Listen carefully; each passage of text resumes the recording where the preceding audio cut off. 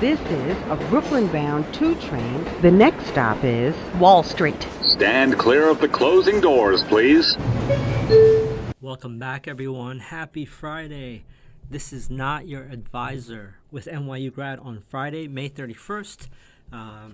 Very hectic, crazy day, especially the end of the session. We'll cover all of it.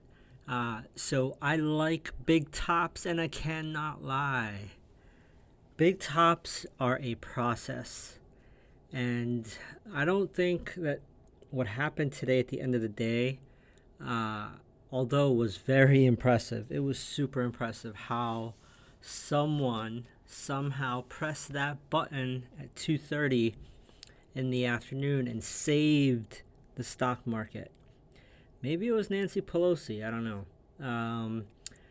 But I digress. Let's jump into breadth numbers and we'll just kind of peel the onion here. So keep in mind, these numbers are going to be a little bit skewed because everything happened, then the real everything happened, like the last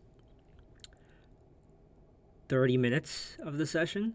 But we had 216 new highs versus 147 new lows. 67% of stocks were advancing versus 30% declining.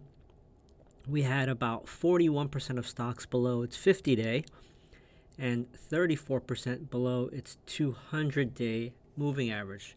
Now, the Dow finished the day up 574 points, which is miraculous.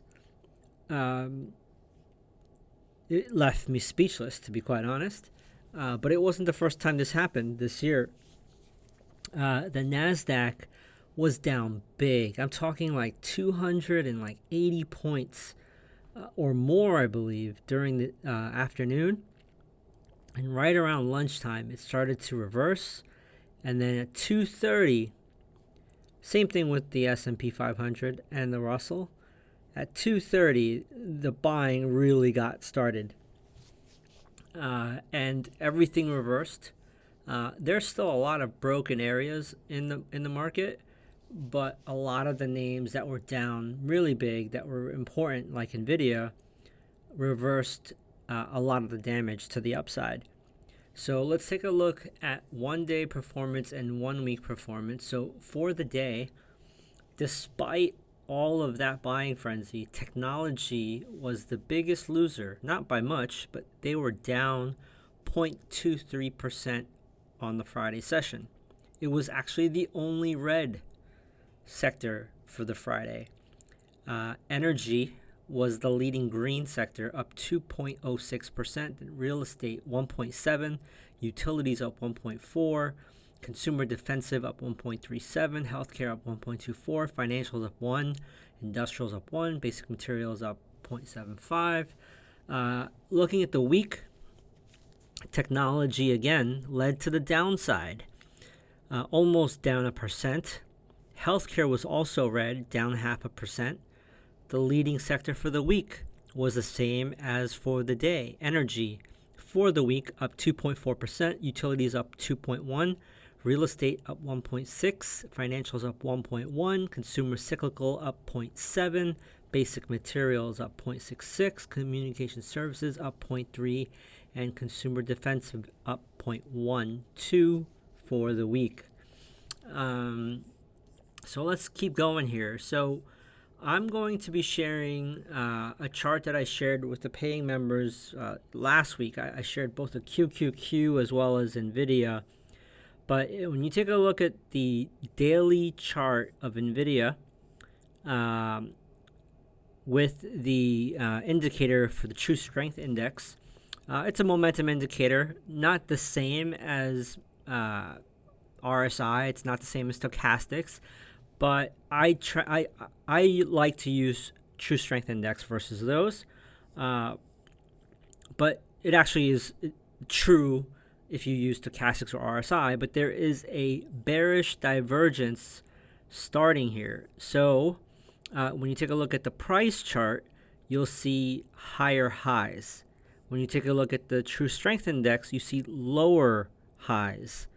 So what this basically means is if and when, and we've already started to roll over on NVIDIA, when the true strength index starts to curve downward, in addition with the price, and we start to sell off, this is basically foretelling that there's going to be a bearish move here.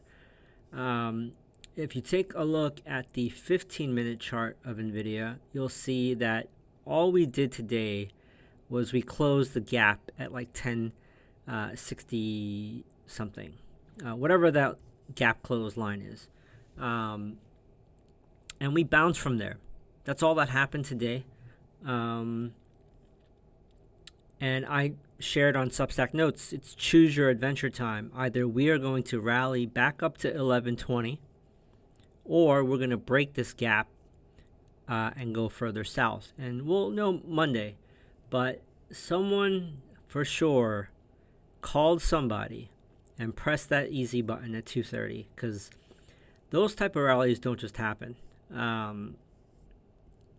Someone told the algos to start buying up everything.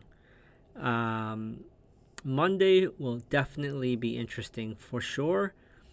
Let's keep going here. What stuck out? So before that 2:30 buying CTA, there was heavy selling. Heavy selling.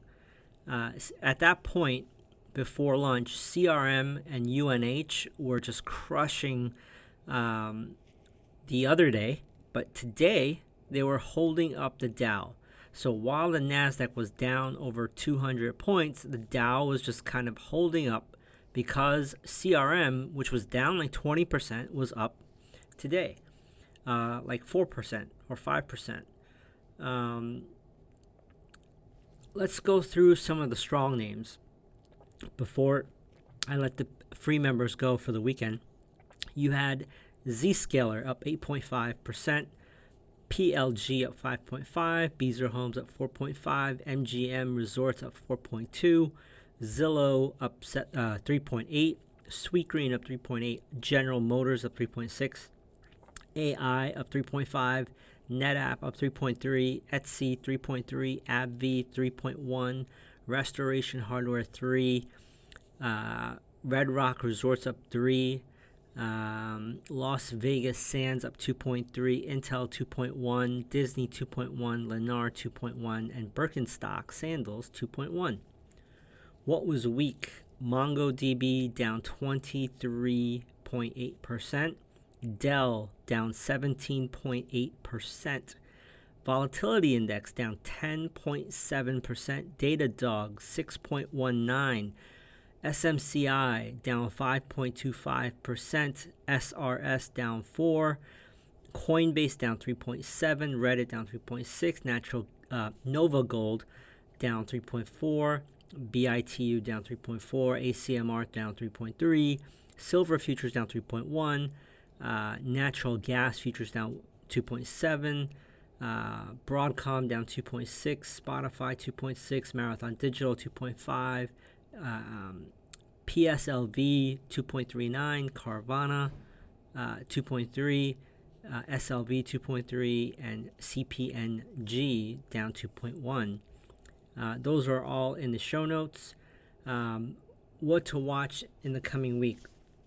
I believe today was, well, I know for sure today was the end of the month. It's May 31st. I think there was some gamesmanship going on and painting of the tape today, and we really needed to rally, or we were going to really start plummeting throughout the end of the day. So I think there was some intervention to save the markets today, but we'll see on Monday. Keep watching on Monday when we open, how we open, obviously. Can we have a continuation day next week, a follow-through day? Keep watching the 10-year yield and all of the economic data that I've linked in the show notes. Have a great weekend. For paying members, please stay on. I would like to go through some signal charts with everyone. See you all later after the weekend. That's my train. Stand clear of the closing doors, please.